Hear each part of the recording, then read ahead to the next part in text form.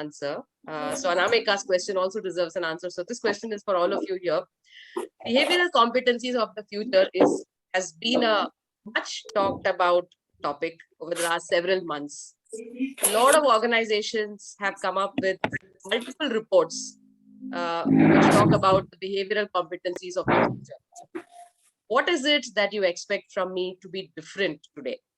So I'll be happy if you can just unmute and quickly say that, or put it on the chat box, but I'll be happy to hear some voices. That's my first preference. What is it that you're looking at? Why was this topic chosen in the first place? Yeah, either way. Why is it that this topic was chosen, and what is it that you expect from me to be different? I could just pick up from what these reports say.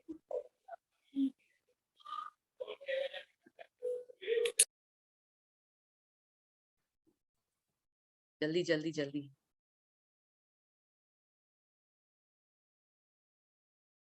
What is it that you expect from me different?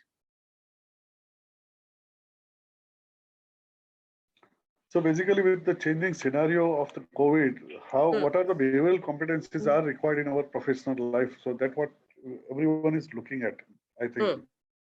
Okay. That's what the reports also say. So I would like to understand from, I just saw Shaifali also has joined. Just like to understand, what is it that you're expecting me to say differently from what the reports say? Behavioral competencies of the future. There are several reports, and all of them are saying very similar things, and they have been saying similar things over the last several years. What's it that you expect from me to be different?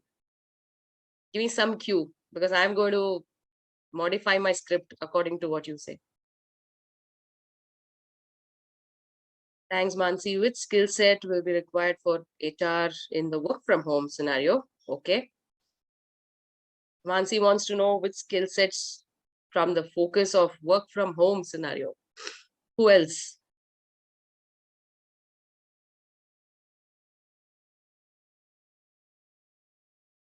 Mansi has broken the awkward silence, and I must give it to her for that. But who else? What is it that you want to hear from me differently? Hey Harini. Hi Shaifali. What is it that my name? So I would love to know the authentic views from you, as in not going by the normal surveys happening in and around. Okay. And whatever we see the post published by a lot of HR magazines and all, I just want the authentic opinion from you. Okay, so you want my perspective, which may not be from the published reports, right? Yeah. Okay, all right. Habib Rahman says, what skill sets business leaders or HR leaders need to adopt to the changing scenario? Okay, let it keep coming. We won't waste much time because then we will head into the night eventually, but let it keep coming. So I've been looking at a lot of these reports, and to me, broadly, some competencies really stand out as the competencies required for the future. But before we jump into competencies, I thought this is a great opportunity to actually, give some clarity on some of these terminologies, which we often interchangeably use very conveniently. There are skills, there are competencies, there are attributes, and there are traits. Very often, we use all of these terminologies interchangeably. And when we use them interchangeably, we actually put them all in one basket. But actually, they're very different and distinctly different things. So I thought this is probably a good point for us to start with, so that when you read those reports, they start making more sense to you. So skills on the at the outset, skills are something which are actually the ability that a person has to carry out jobs. So, for example, coding is a skill. Okay, content writing is a skill. That's an ability that is required to perform a job. That's a skill. A trait is something which is a naturally it comes with the person. A trait is a kind of a natural behavior which comes with the person, and it generally cannot be changed. Or even if you try and change it, it's very, very, very difficult. That's a trait. So a lot of the behaviors that you're born with are called as behavioral traits. Attributes are things which you can learn by observing others. Attributes are things which you can learn when you pick up role models and when you try and emulate them. They're all acquired over a period of time. Those are attributes, those behavioral attributes. Now, what are competencies? Competencies are things where it defines at what level you are when you are performing a particular job. Competencies are also talking about how well you can perform a job if you have those competencies with you. So if you look at, let's say, problem solving, that talks about how well you can do your job when you have a competency of problem solving. Decision making, that's a competency. Decision making is a competency because it talks about how well you can take decisions when you are at the workplace, things like that. So it's very important for us to have absolute clarity when we are discussing this topic, skills, competencies, attributes, and traits. Please remember, just like I keep talking about teaching, training, coaching, and mentoring are very different things and not to be, used interchangeably. Same goes with these things. Skills, competencies, attributes, and traits are very distinctly different things. And today we are going to talk about behavioral competencies. We're not going to talk about skills. We're not going to talk about attributes and traits. We are going to focus on competencies that are required for the future. The reason I'm talking about competencies today is those are areas where we can work on individual development as well as developing the teams in order to face the future. Skill development anyways keeps happening as and when jobs come in, as and when there is a requirement, a particular knowledge needs to be imparted as a skill. Mahendra Singh Manjal, can you go on mute, please?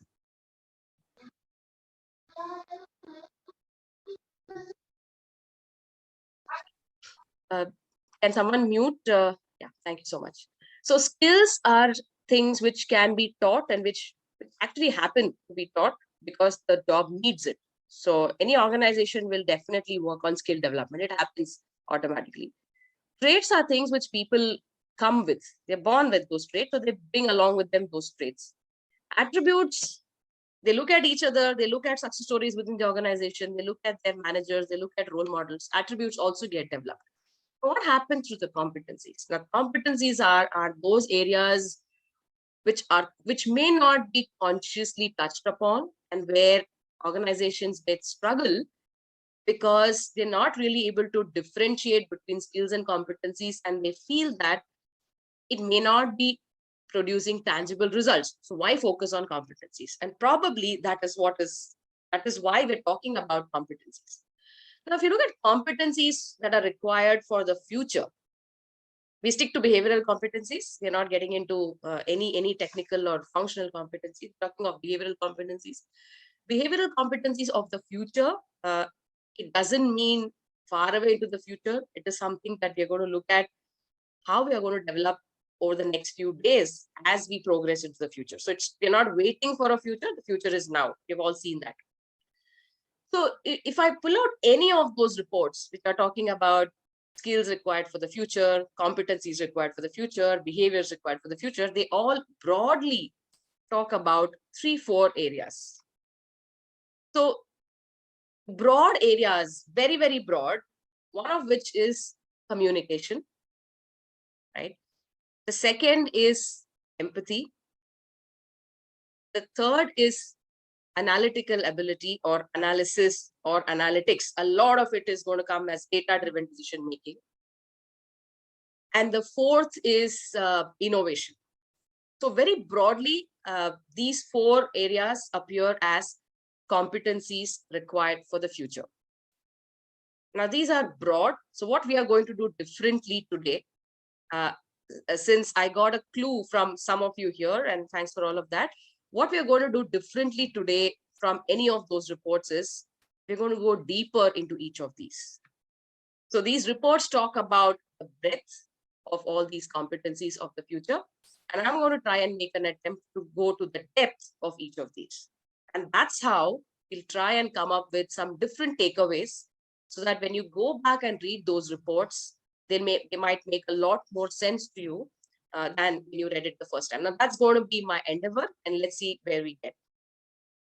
Let's pick up communication first, simplest, seemingly the simplest, right? So communication is a competency of the future.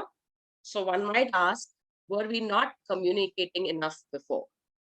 Our archaic laws say that communicate what you pay and pay what you communicate. So we have been doing communication. Town halls have been happening. Team meetings have been happening. A lot of communication has been happening. So why is it suddenly identified as one of the topmost behavioral competencies of the future? Which means we have to go deeper and we have to break it down into what all communication could actually mean and what it means differently today. So at the outset, what is the kind of communication that was happening all these years is information was moving unidirectional, either top down or it was going from the bottom of the ladder right up. It was moving unidirectionally. But there was a lot of hierarchy and bureaucracy involved when communication happened. So what were the kind of messages that were being communicated till now, till very recently, is filtered messages. The leadership of the organization would have insights and information about a lot of things, but eventually when they would communicate it down the line, it could be filtered depending on the maturity that people might have at different levels. Now, what did the uncertainty of the pandemic actually reveal to us is that when information is filtered and it is not transparently cascaded down, there's a lot of uncertainty that grows in people's minds, and it results in restlessness and loss of faith in the organization. So under the aspects of communication, unfiltered transparency is something which is actually expected to be a competency of the future. So while communication is a skill, unfiltered and transparent communication is a behavioral competency that has to drive communication. So this is one aspect of communication. Now one can argue, how can it be unfiltered? How can we be so transparent? Some of the information is expected to be confidential. The point I'm trying to make is the intent should not be to hold back information. The intent should be to give clarity and let people know where the situation is and what is the health of the organization. You might want to simplify it and give it down, cascade it down to people in chewable bits to suit each level's appetite. But the intent is not to hold back any information. So that's about unfiltered transparency in communication. Another aspect of communication is treating adults as adults. And that's been my favorite all along. Several years that I've been practicing human resource management. I think treating adults as adults has been my favorite. And when you're communicating, the way you communicate is when you start giving instructions, you're playing in the parent ego state, which puts the recipient of that transaction in a child ego state. So when you start treating adults as adults, it results in more productive outcomes. So the second aspect of communication, the second competency of how you communicate is learn to treat adults as adults. Shivraj, can you go on mute, please?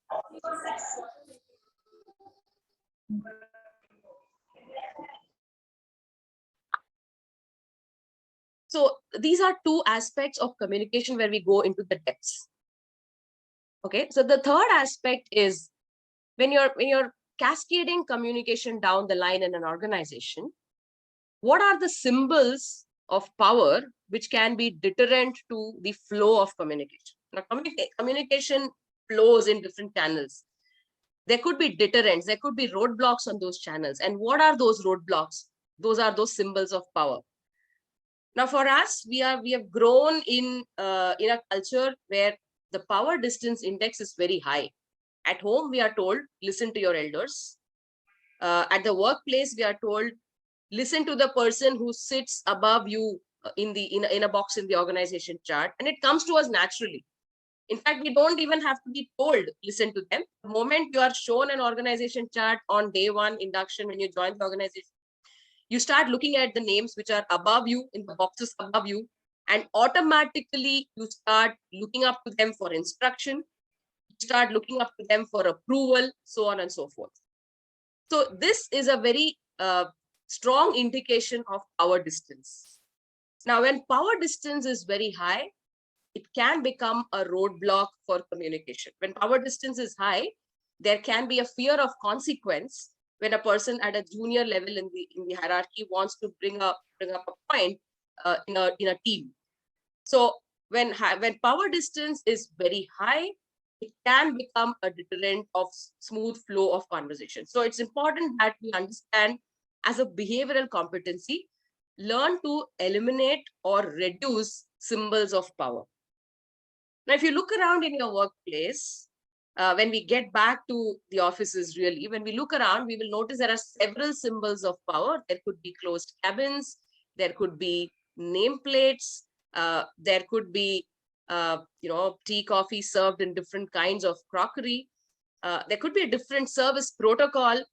In fact, one of my favorite examples, which really amused me, is in a conference room, people are seated around a round table.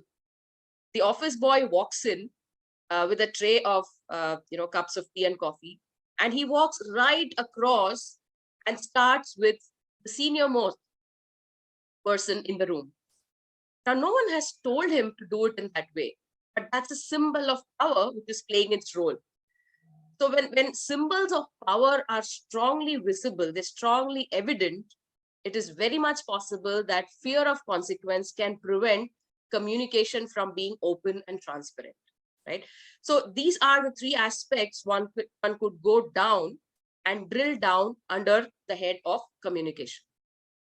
Now, the second skill, the competencies of which we're going to look at, is analysis or analytical ability. We're all talking a lot about HR analytics. We're talking about getting analytics into the HR role in such a way that data-driven decisions are taken. These schools are focusing a lot on analytics certification. Wherever I go, I hear students talking about learning analytics, applying analytics to help decisions, and so on and so forth. So analytical ability is probably the second skill, but what are the behavioral competencies to drive that skill? There's a lot of data around available with us. Over the years, I think probably HR would have accumulated maximum amount of data about anything and everything of people in the organization, of teams, of managers, of individuals, of the market, and whatever. So HR would be sitting on loads of data. Now, analytical ability is to convert this data to information. Not just information, because when you're converting data to information, your analytical ability is at a very low end of the business value chain. Now, how do you move the HR analytics from being at the low end of the business value chain to a higher end?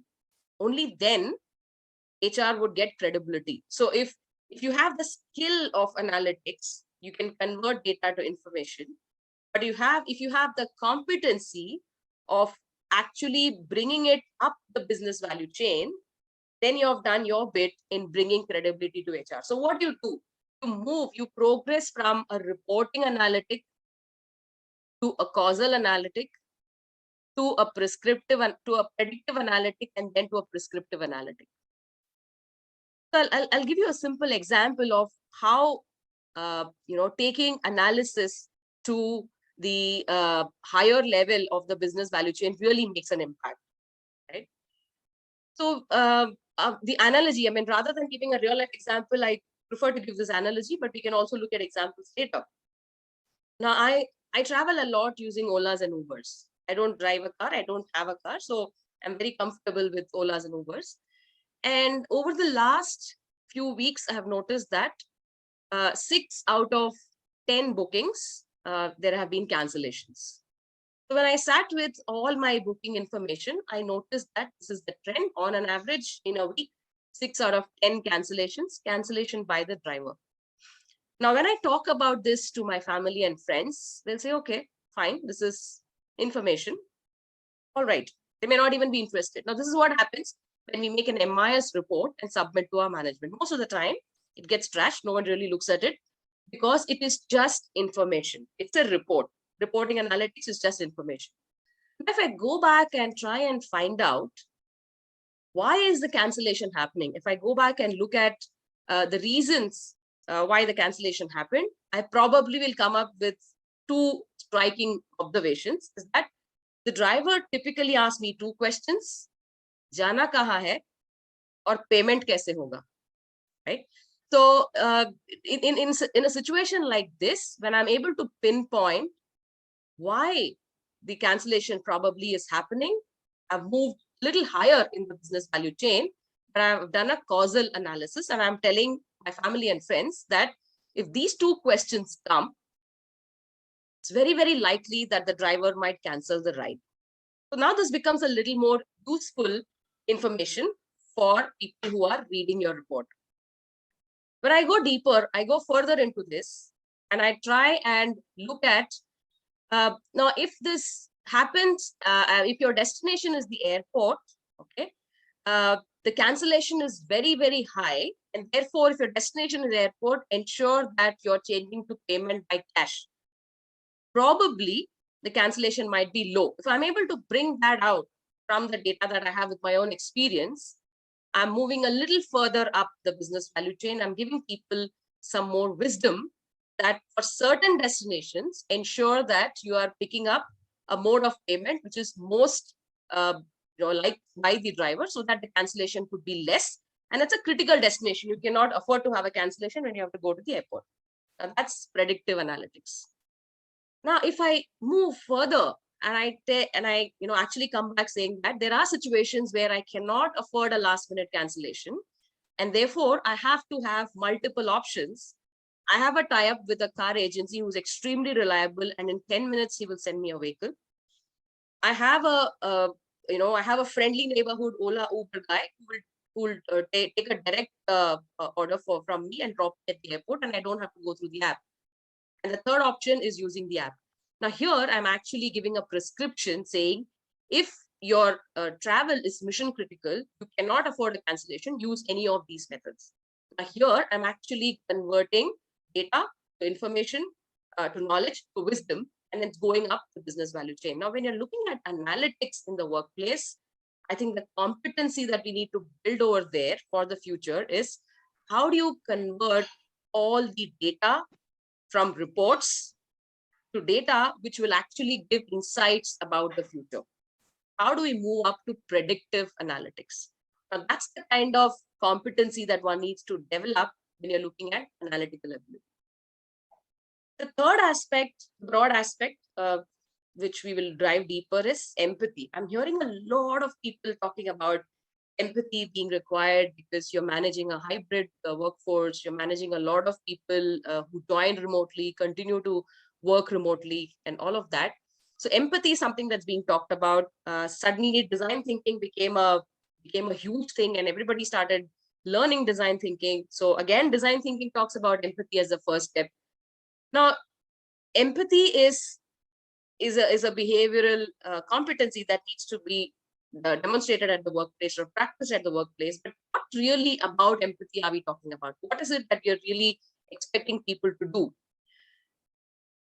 Empathy is often defined as a non-judgmental view of looking at the problem statement from the user's end. Absolutely non-judgmental, starting with saying that, I don't know, tell me more, not putting your viewpoint to it, but looking at the problem statement from the viewpoint of the user. But if you go a little deeper into empathy, it also will reveal that when you have to design something for a user, you first have to look at what is the need of the user. And it is not something that you force because it is something that you perceive as a need. So converting force to a need is empathy. And when you're talking of empathy, the behavioral competency there would be of value when we start isolating force and the need.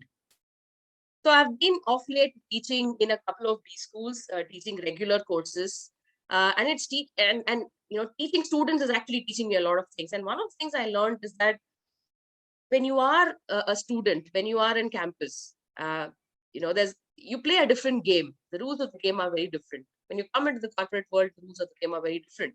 Now, this is in the context of competition and collaboration. Okay? So as a student, we are taught to compete. There is expectation from parents, there's expectation from our teachers, there's expectation from our peers. So there's a lot of competition that we see. So we all play individual games and we compete with each other. Those are not team games. But when we come into the corporate world, suddenly we are not expected to be playing individual games. When we come into the corporate world, we are told about teamwork, we are asked to work in collaboration, so on and so forth. So suddenly we notice that, or sometimes we fail to notice that we are playing a different game. Now we are playing a team game, and therefore the rules have to change. Rules of an individual game cannot be applied when you're playing a team game. So now let's look at empathy. What happens to empathy when you're playing an individual game and when you're playing a team game? When you're playing an individual game, you rarely need to look at the problem statement from the point of view of the user. Situations are very rare, but when you're playing a team game, the situation is almost always there. You need to understand what your team member is expecting of you in that role, what the end user is expecting as the desired outcome. At every point, empathy plays a huge role. And how does one practice empathy is to learn to convert force and create a need. So in campus, we are told attendance is mandatory.